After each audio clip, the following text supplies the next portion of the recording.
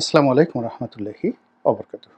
সম্মানিত দর্শক, আওয়ামী লীগ জমানায় কারারুদ্ধ এবং নিগ্রহের শিকার বেগম খালেদা জিয়ার উন্নত চিকিৎসার জন্যে লন্ডন গমনের কথা আমরা সবাই কম বেশি জানি।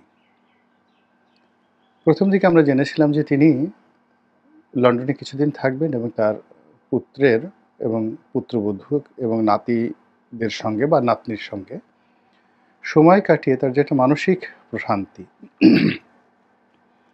সেই মানসিক প্রশান্তি লাভের পর তিনি আরও অধিকতর চিকিৎসার জন্যে তিনি আমেরিকাতে যেতে পারেন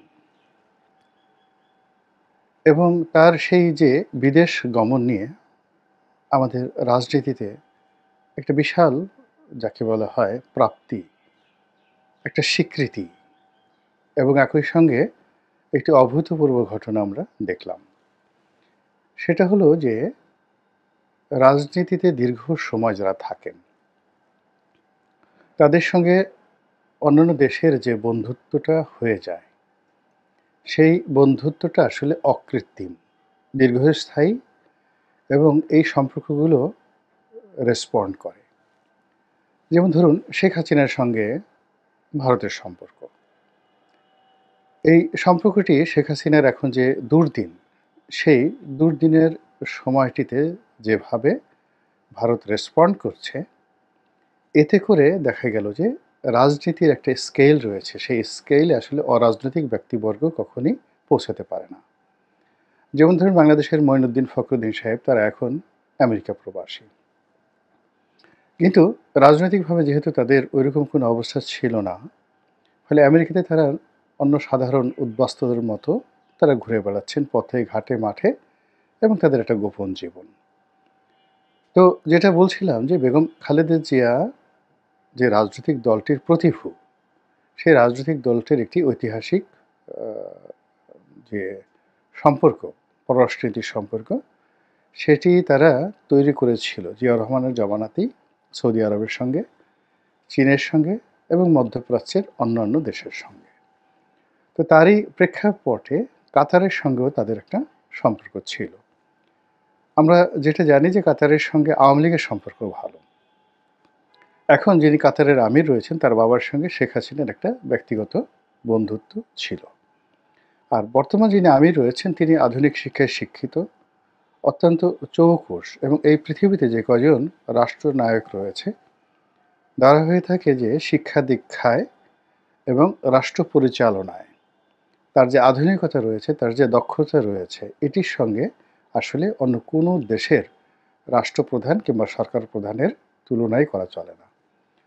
তো বেগম খালেদা জিয়া যখন ইংল্যান্ডে যাবেন, তখন হঠাৎ করে আমরা যখন জানলাম যে কাতারের আমির তার যে রাজকীয় বিমানবহর রয়েছে, সেই বিমানবহর থেকে একটি এয়ার অ্যাম্বুলেন্স সেটি তিনি দেবেন সৌজন্যতার নিদর্শনস্বরূপ, বন্ধুত্বের নিদর্শনস্বরূপ এবং বেগম খালেদা জিয়ার সম্মান এবং মর্যাদার স্বীকৃত স্বরূপ। এবং এটি যখন এলো, তখন যারা বেগম জিয়াকে তুচ্ছ করতেন, তাচ্ছিল্য করতেন, বিশেষ করে আওয়ামী লীগের যারা লোকজন, তারা রীতিমতো টাসকি খেয়ে গেলেন এবং তাদের একটা অন্তর্জ্বালা শুরু হয়ে গেল। না পারেন তারা বলতে, না পারেন তারা সহ্য করতে।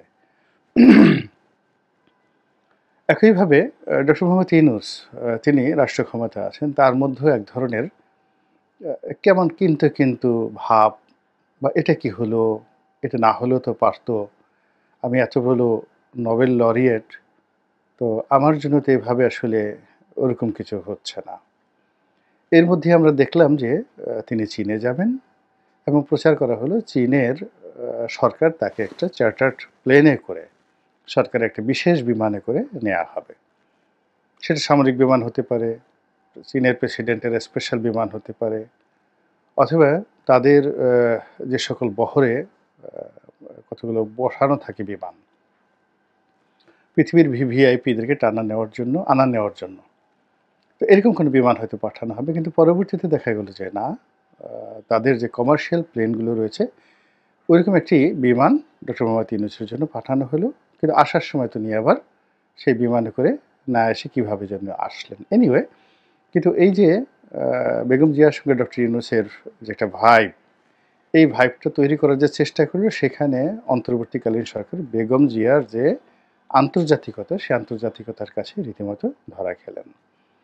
তিনি ইংল্যান্ডে গেলেন, তার চিকিৎসা হলো, এবং তার চিকিৎসাতে যেটা আমি অনুমান করি সেটা হলো যে তার বেশিরভাগ যে রোগ এবং বালাই এটি শরীরের সঙ্গে বসে গিয়েছে, এবং ওগুলো পরিচর্যা করতে হবে, নিয়মিত তদারক করতে হবে, নিয়মিত মেডিসিন খেতে হবে। যেমন তার আর্থাইটিস, বাতের রোগ, এটাই তার মূলত রোগ। তো লন্ডনে যে সকল চিকিৎসা করা হয়েছে, যা কিছু করা হয়েছে, তাতে ওরকমভাবে একেবারে আহামরি মেজর কোনো রোগ, যেই রোগে তাকে কাবু করতে পারে, কিংবা যেই রোগে কোনো অপারেশন দরকার বা যেই রোগের ইমিডিয়েট কোনো চিকিৎসা করা দরকার, ওইরকম কোনো রোগবালাই তার মধ্যে পাওয়া যায়নি। ফলে কি হলো, তাকে আর ওই আমেরিকাতে যাওয়ার যে প্রয়োজনীয়তা, ওটা আর দেখা দিল না। তিনি হাসপাতাল থেকে বাসায় চলে এলেন, এবং এই যে হাসপাতাল থেকে বাসায় চলে আসার পর তার মধ্যে র্যাডিক্যাল কতগুলো পরিবর্তন দেখা গেল। তিনি আত্মবিশ্বাস ফিরে পেলেন, এবং তার ভিতর রোগ বালাই নেই। তিনি আবার সুস্থ হতে পারেন বা পারবেন, রাজনীতি করতে পারবেন, রাষ্ট্র ক্ষমতা পরিচালনা করতে পারবেন, দলের নেতৃত্ব দিতে পারবেন। এই বিষয়গুলো তার রক্তের মধ্যে একটা শিহরণ খেলে যেতে লাগলো। ফলে খুব অল্প কয়েকদিন পরে দেখলাম যে বিএনপির একটি অনুষ্ঠানে তিনি যে বক্তব্য দিলেন, এবং সেখানে নেতাকর্মীদের সাথে তিনি যখন বক্তব্য দিচ্ছিলেন, তারেক রহমান সাহেব পিছনে দাঁড়িয়েছিলেন, ডক্টর জাহিদও পিছনে দাঁড়িয়েছিলেন, এবং তিনি যে বসা অবস্থায় বক্তব্য দিয়েছেন, তাকে যথেষ্ট মার্জিত, উজ্জ্বল, যথেষ্ট শক্তিশালী এবং অনেক গোছানো, এবং তার যে দীপ্তিময় যে চেহারা, তার চেহারার যে স্বাভাবিক সৌন্দর্য, মানুষ বয়স্ক হলে সাধারণত চেহারা বিকৃত হয়ে যায়, ভীষণ রকম বিকৃত হয়ে যায়। কিন্তু কিছু কিছু মানুষের বয়স হওয়ার পরে তার বয়সের গাম্ভীর্যের কারণে তার চেহারার মধ্যে এক ধরনের সম্মানের এবং মর্যাদার মাধুর্যময়তা ফুটে ওঠে, যেটি বেগম জিয়ার যে লন্ডনে বসে তিনি যে ভার্চুয়াল বৈঠকটি করলেন, তার মধ্যে সেটা ফুটে উঠল। এবং তিনি সেখানে যে বক্তব্য দিলেন, লিখিত বক্তব্য, কিন্তু অত্যন্ত পরিশীলিত, কোনো রাগ নাই, ক্ষোভ নাই, ক্রোধ নাই, শান্ত, ধীর এবং স্থির। এবং তিনি সারা জীবনে ধীর স্থির, কিন্তু এই সময়টিতে বয়স যেন তাকে আরও ধীর এবং স্থির করে তুলেছে। তো এটা বিএনপি যারা লোকজন, তাদের জন্য যতই সুসংবাদ হোক না কেন, যারা বিএনপিকে পিছিয়ে রাখতে চায়, বিএনপি রাজনীতিকে অবদমিত করতে চায়, বিএনপিকে যারা শত্রু ভাবে, তাদের জন্য বেগম খালেদা জিয়া একটা রীতিমতো অ্যাটম বোমা। ফলে তিনি বাংলাদেশে আসবেন কি আসবেন না, আবার -2 হবে কি হবে না, এসব নিয়ে নানা রকম গুজব ছড়িয়ে পড়তে লাগলো। সত্য মিথ্যা আমরা কিছুই জানি না, কিন্তু মানুষের মুখে যা রটে তার কিছু না কিছু বটে।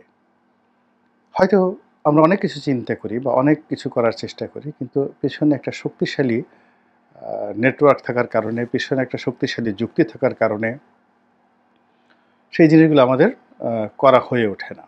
তো ১-১১ বা ২-১১ বা ৩-১১ এই ধরনের যে প্ল্যান প্রোগ্রাম, অর্থাৎ ১-১১ ধারাবাহিকতায় ২-১১, ২-১১ ধারাবাহিকতায় ৩-১১, এগুলো ঘটানোর জন্য যে লোকজন নেই বা চিন্তা ভাবনা করছে না, তা কিন্তু মানে আপনি বুকে হাত দিয়ে বলতে পারবেন না।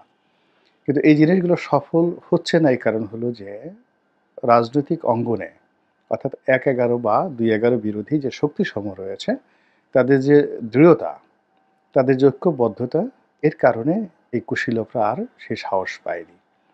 তো যাই হোক, বেগম খালেদা জিয়া আসবেন কবে, তারপরে তারেক জিয়া আসবেন কবে, এগুলো নিয়ে যখন কথাবার্তা হচ্ছে, সন্দেহ বাড়ছে, গুজব বাড়ছে, ঠিক সেই সময়টাতে আমরা জানলাম যে বেগম খালেদা জিয়া বাংলাদেশে আসছে। সঙ্গতির কারণে আমরা আগে জেনেছিলাম যে কাতারের আমিরের সেই এয়ার অ্যাম্বুলেন্সে আসবেন, কিন্তু পরবর্তীতে দেখা গেল যে না, সেটা না, তিনি বিমানের একটা রেগুলার ফ্লাইটে আসবেন। এবং এখানে তাকে অনেকে রীতিমতো মিসকিন বানানোর চেষ্টা করলেন, আবার অনেকে সেই মিসকিনের মধ্যে তাকে গৌরবান্বিত বানানোর চেষ্টা করলেন। লন্ডন থেকে যে বিমানে রেগুলার যে ফ্লাইট আসে, তো সেই ফ্লাইটটি সিলেট হয়ে আসে।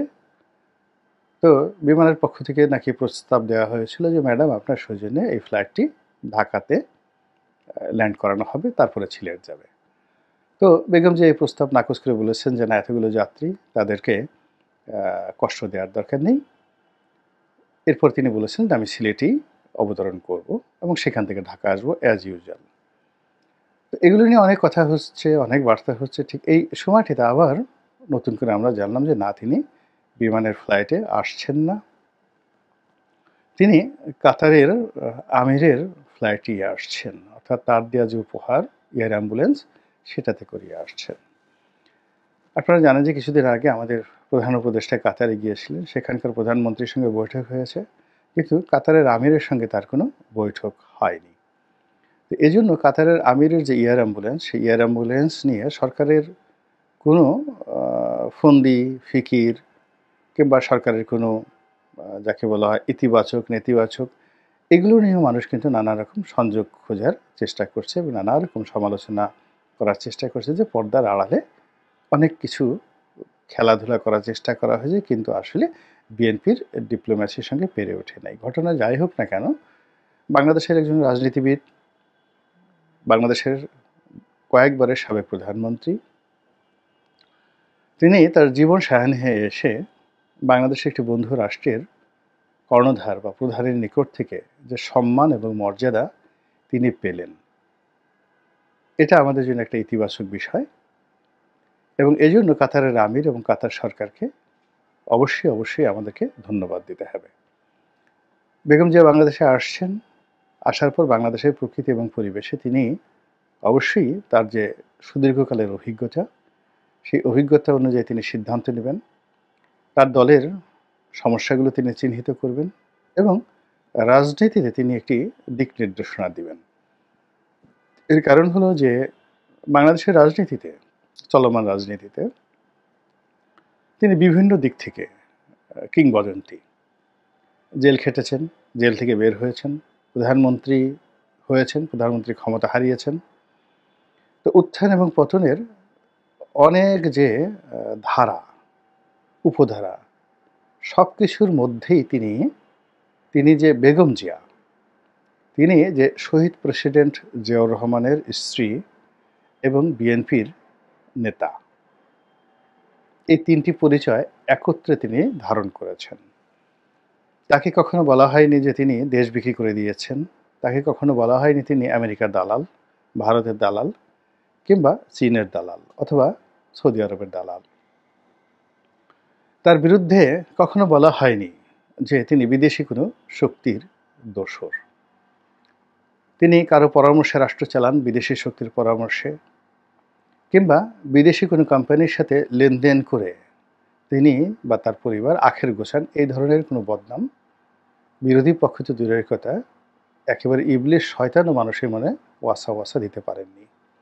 তো কাজেই এত ভিড়ের মধ্যে, এত কন্টামিনেশন, দূষিত আবহাওয়ার মধ্যে তিনি যে বেগম খালেদা জিয়া, তিনি যে সাবেক প্রধানমন্ত্রী, তিনি যে একজন মহিয়সী নারী এবং সম্মানিত নারী, এই পরিচয়গুলো যে তিনি ধরে রাখতে পেরেছেন, এটাও বাংলাদেশের রাজনীতির জন্য একটা ইতিবাচক ধারা এবং অনুকরণীয়। আল্লাহ আমাদের সবাইকে হেদায়েত দান করুন এবং হেফাজত করুন। আসসালামু আলাইকুম ওয়া রাহমাতুল্লাহি ওয়া বারাকাতুহু।